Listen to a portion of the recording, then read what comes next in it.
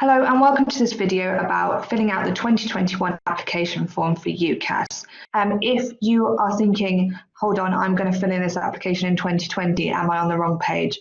No, you're not. This is for people who want to go to university in September 2021, which is why it's called 2021 Apply. We're going to start from the beginning here. So just read through the information. You'll then be taken to a page about terms and conditions. Do read those through, tick the box if you're happy and click next. Then you just need to put in some of your personal information. Then you'll need to put in your postal address. If you live at multiple addresses, put the one where you'd like the correspondence to go or where you live the most. You'll then be asked to give your number if you want to, and then your email address. Do put an email address that isn't your school or college email, because you're likely to still have correspondence with UCAS after you've left your school and college, say over the summer when you go to university in that September or October. So it's well worth putting in a personal email address. You'll then be asked to put in your password, and you can also put in security questions here. It is important that you can log into UCAS because you will be using it not only for your application but also monitoring your accepts as well. You'll then be taken onto a page that will give you your username, so do keep that because you will need that to come back and log in. So I've just logged in now and I'm going to take you on to the next stage of the application. So for a lot of you it will be applying through school and college, so you'd click that. And then you'd enter your buzzword. So what a buzzword is something you're given by your school that's unique. So it might be your school's name. So it might be something like East Norfolk 2021 that you'd put in there.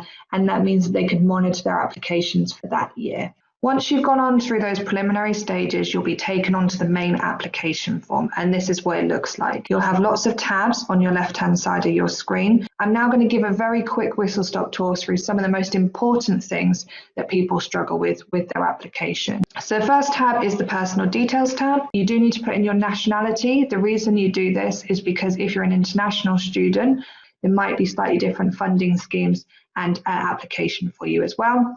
If you know your unique learner number, which sometimes is on the top of your GCSE grades or your A-level grades, or the school will know it, you can put that in because it means they can match your records against your qualifications in the past as well. They'll also ask you for your passport information, but this only applies if your permanent home is outside the EU at the moment, so you don't need to fill that in if you're a UK resident. This student support section here is important to note because a lot of people get confused what this is about. So if you require student finance, you do need to fill out this student support section, which will note that you want student finance. You want the maintenance loan that will give you money to support you at university, and the tuition loan that will pay for the course. So if you do want to access student finance, it's this 02 here, which is UK EU student finance services.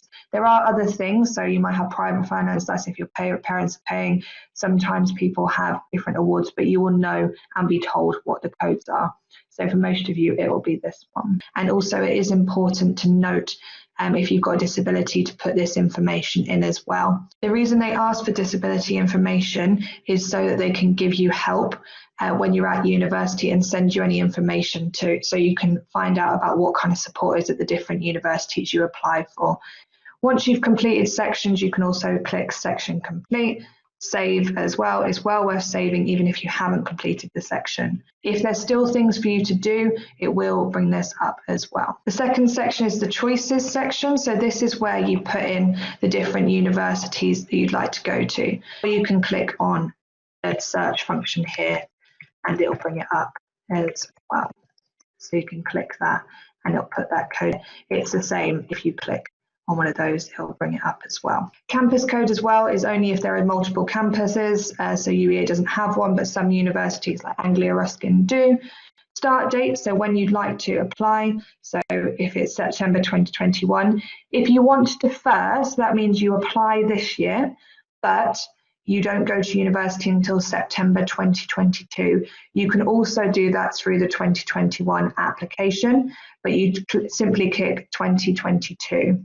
You also click whether you're living at home while studying. So if you're planning on living with parents, for example, that is, you'd click yes. The rest will only come up if you need to. So for further details, or for people that are studying dual honours, might bring up an extra box for you to have a look at.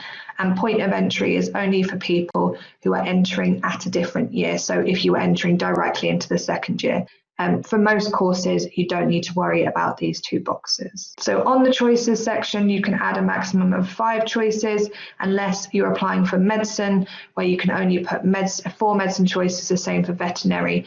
The next section is the education section. It's where you put in your previous educational history. This is usually from your GCSEs onwards, because those are the qualifications that universities look for and recognise. So you can put in a new school or college centre. It's very easy just to find them by searching. Click that in and that will automatically enter the exam centre. Put when you started and when you finished. If you haven't finished the course yet, put in when you're due to finish. Within this section, it's worth putting that you will finish around August 2021 for if you are applying for this year.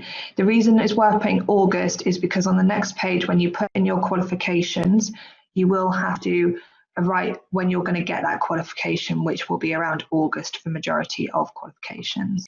So in the qualification section, then you could put your A-level, for example, select the qualification and also select the qualification date. So that will be when you will achieve that. So when the results day would be.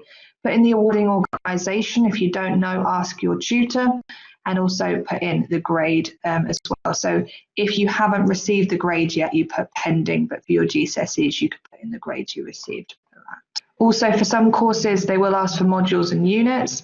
Don't worry if you don't know them. They don't have an asterisk by them. However, for some courses, they do want your modules and units. This is usually for vocational and technical qualifications like BTECs. So if you do know the units for that, do select them and put them down. As you can see here, there are some drop downs because A-levels don't tend to have units in the same way, but if they don't have it, do just type it in the box if there isn't a drop down for you. You'll also be asked to select the highest level of qualification to expect to have before you start your course. So for A-levels, BTECs, any of college or school based further education that's below an honours degree. So an honours degree is the degree you'll be studying at university. The next is the employment section.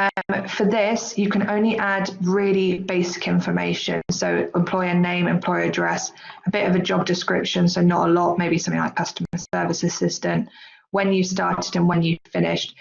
It's only really worth putting in information here if you've done a long time there to show the dedication to it, or if it's something you're going to talk a bit more about in your personal statement.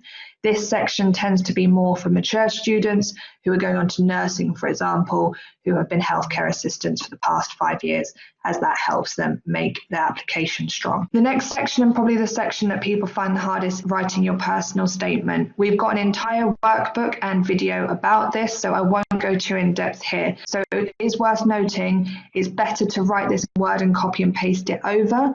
It will count your lines, your characters, as well in this, but it doesn't have spell check, and it also makes it a bit more stressful seeing the characters go up and the lines go up each time. So it's well worth writing everything in Word, then editing it, then copying it down here when you think it's ready to go. It won't let you send your personal statement if you've gone over the line or character count, so do bear that in mind. Final thing it will do is it will give you a summary of anything that you need to complete. Then you do need to pay and send. It won't let me click on that just yet because I haven't filled out everything, but you do need to click pay and send, put in your details to pay like you would normally, and then when you're ready, you click that, it'll send, and then you're done. So hopefully that's given you a quick overview of all of the important bits to not miss on your application form and any of the bits that people tend to struggle with.